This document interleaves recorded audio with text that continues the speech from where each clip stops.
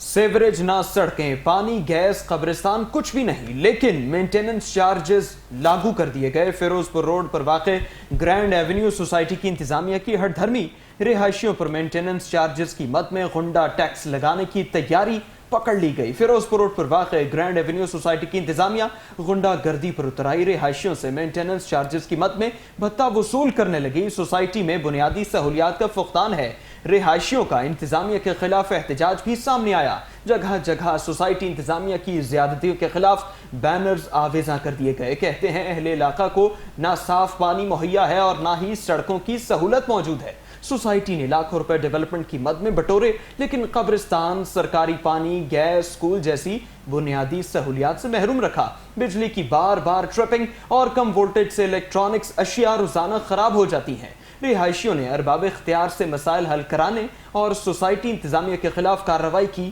Appeal کر دی ہے۔